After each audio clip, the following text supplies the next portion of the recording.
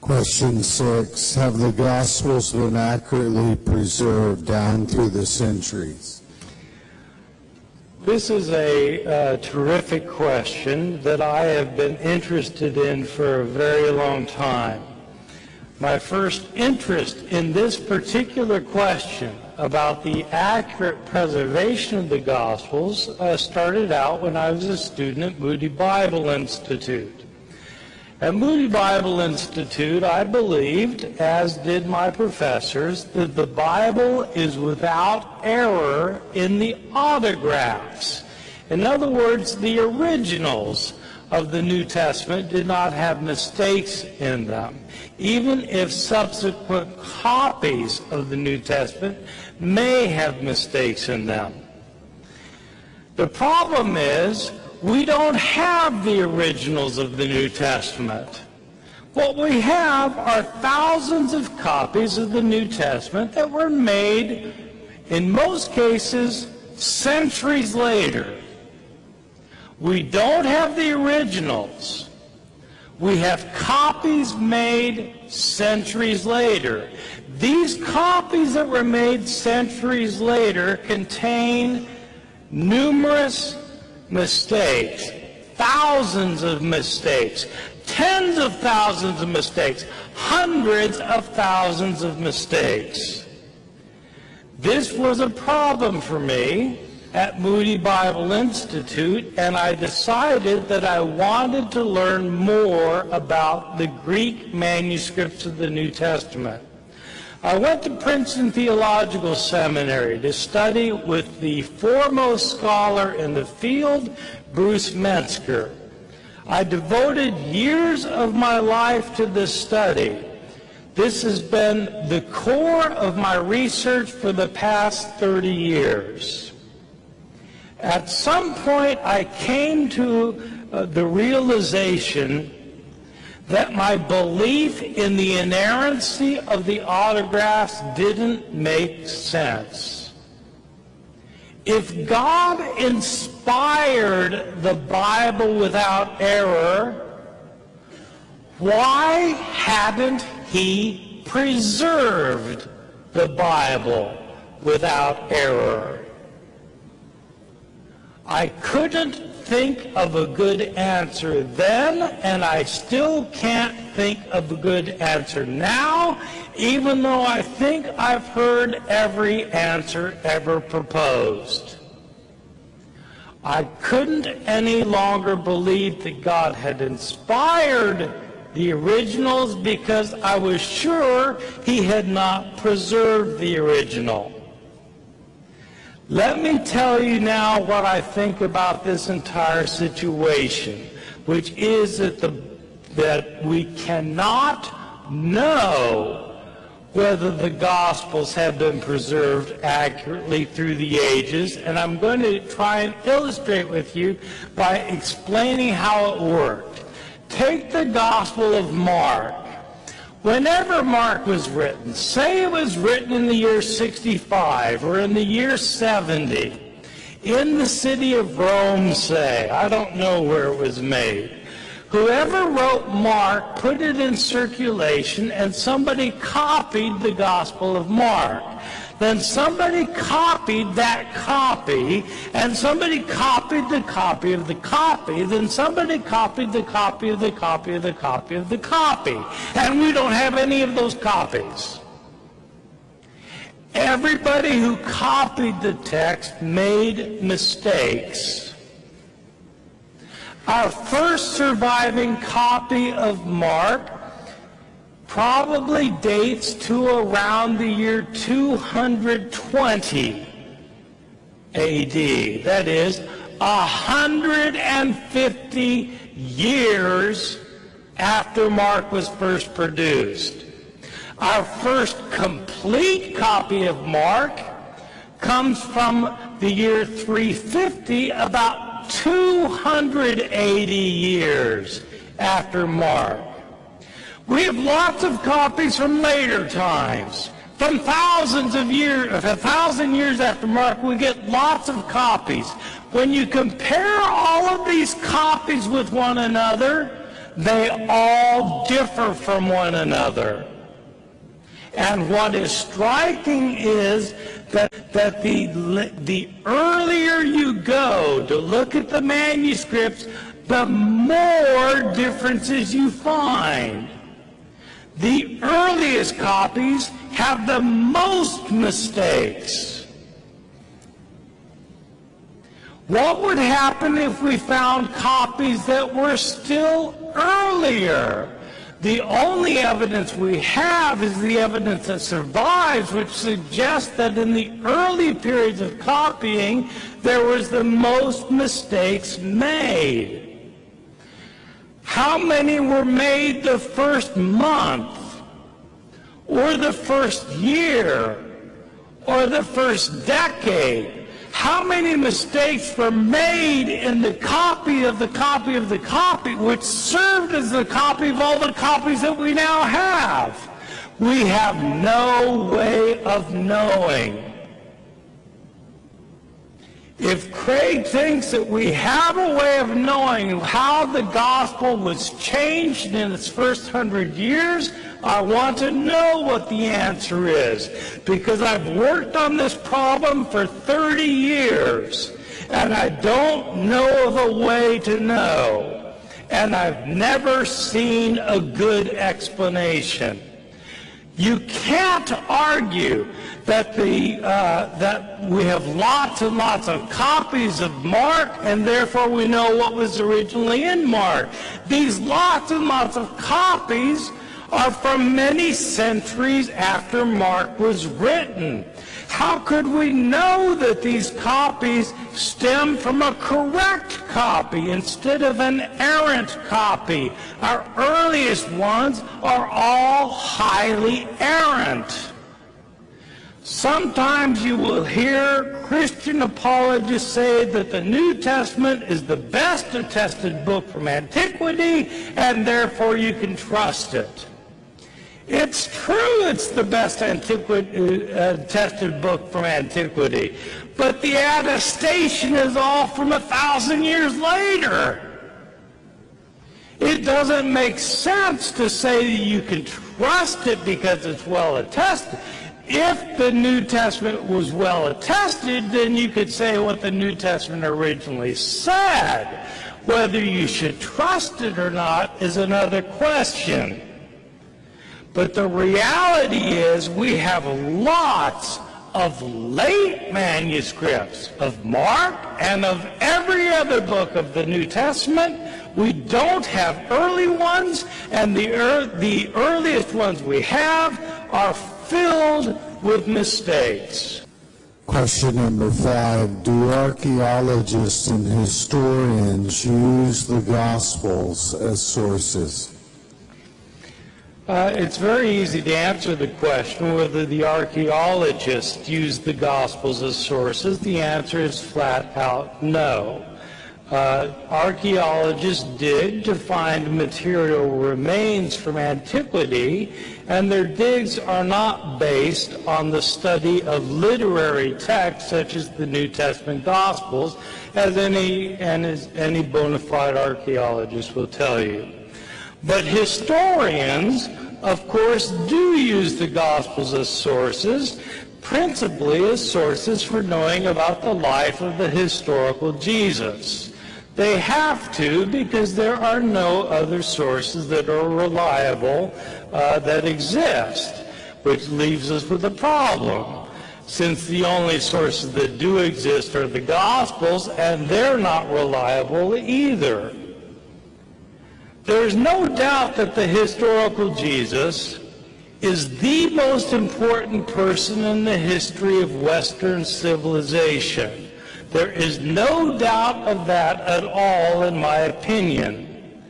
But the unfortunate thing about Jesus is that we have such scanty documentation about his life. Most people don't realize this. But Jesus is never mentioned in any Greek or Roman non-Christian source until 80 years after his death. There is no record of Jesus having lived in these sources. In the entire first Christian century, Jesus is not mentioned by a single Greek or Roman historian, religion scholar, politician, philosopher, or poet. His name never occurs in a single inscription, and it is never found in a single piece of private correspondence. Zero, zip references. The first time Jesus is mentioned in a Roman source or a Greek source is by the Roman governor of a province of Asia Minor, a governor named Pliny, in the year 112, 80 years after Jesus' death. And even then Pliny doesn't even name him Jesus. He simply refers to his name Christ in passing. That is the only reference within 80 years of Jesus' death.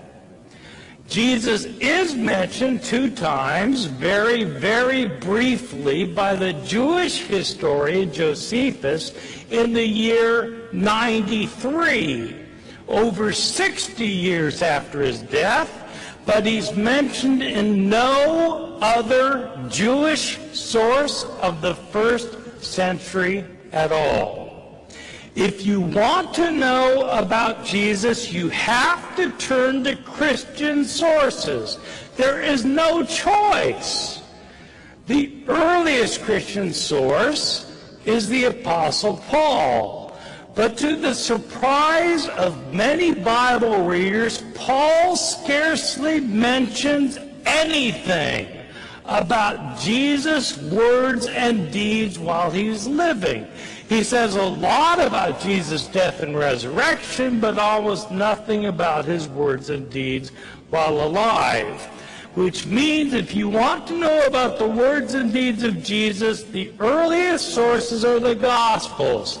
But these are filled, absolutely filled with discrepancies, historical mistakes, errors, contradictions, stories that have been changed and rechanged and changed yet again in the process of telling and retelling before the Gospel writers, living 40, 50, 60 years after Jesus' life, were able to write them down. Craig has said, well, eyewitnesses are still alive, so they'd be able to check the accuracy of the stories being told. I've never understood this argument, even though I've heard it for 40 years. Christianity started out as a small group of Jesus followers in Jerusalem, right after his death. Within 30 years, there were Christian communities that were established throughout many of the urban areas of the Roman Empire. There were Christian churches in Palestine, in Syria, in Asia Minor, what we think of as Turkey, in Greece, in Rome, possibly in Northern Africa, almost certainly in Alexandria, Egypt. Hundreds of people were converting. Thousands of people were converting. How did they convert? By people telling them stories about Jesus. Who was telling the stories? If I convert you, and you convert your wife, and your wife converts her next-door neighbor, and next-door neighbor converts her husband, and her husband converts a business associate who goes to another city, converts his business associate, who's telling the stories? Is it eyewitnesses? Are the 12 apostles of Jesus talking to everybody who's telling a story and saying, make sure you get that right? The eyewitnesses are probably in Jerusalem. the eyewitnesses in Ephesus? Where are the eyewitnesses in Tarsus? Where are the eyewitnesses in Alexandria? They are not there. The stories are changed and rechanged over the years so that historians have to use these Gospels very carefully and critically because they don't contain eyewitness reports, and we can't assume that what they say is historically accurate. Question number 7, our final question. Do scribal errors and textual variants significantly impact any teaching of Jesus or any important Christian teaching? Let me start by saying that when Craig says that the following view is a view of skeptics, that we don't have the originals, we have only copies, that thousands of copies have thousands and 10,000s of mistakes, when he calls that the view of skeptics, it's true that is the view of skeptics, and it's the view of non-skeptics.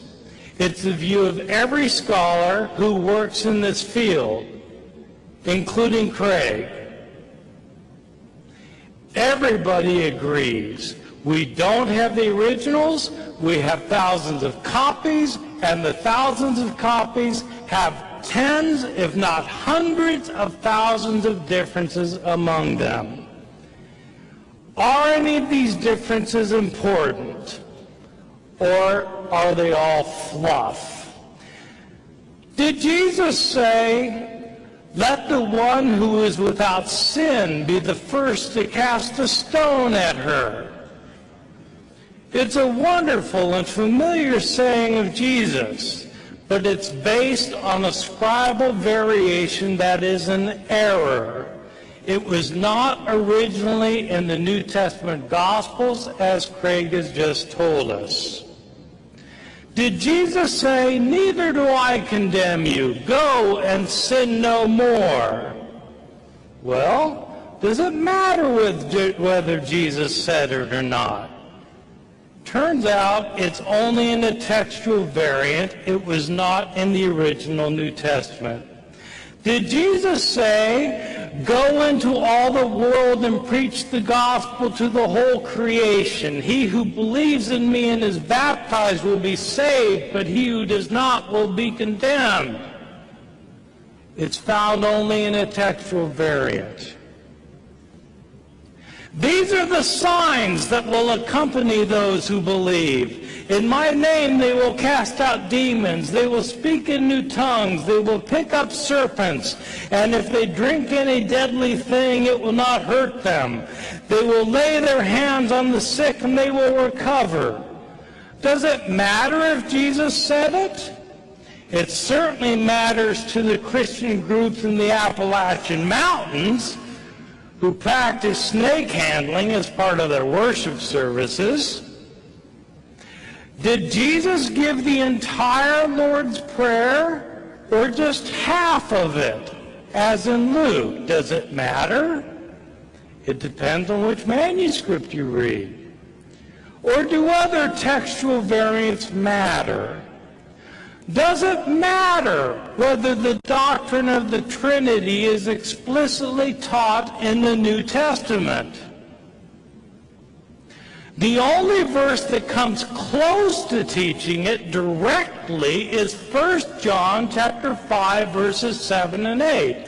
There are three that bear witness in heaven, the Father, the Word, and the Spirit, and these three are one. Does it matter if that's in the New Testament? Does it matter whether the Gospel of John ever calls Jesus the unique God or not? It's based on a textual variant. Does it matter whether the Gospel of Luke teaches a doctrine of atonement or not? The view that Jesus died for the sake of others. It depends on a textual variant. Does it matter if Jesus was in such agony before his arrest that he sweat blood? It's found in only a single textual variant of the Gospel of Luke. Does it matter that entire words, lines, paragraphs, and pages were left out by some scribes? Does it matter that there are numerous places in the New Testament where scholars cannot decide what the original text said? Does it matter that there are some places where we will never know what the original author said? Does that matter or not? Many evangelical scholars claim that it doesn't matter.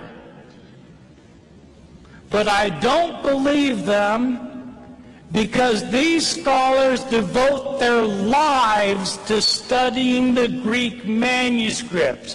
Why would they do that if it doesn't matter?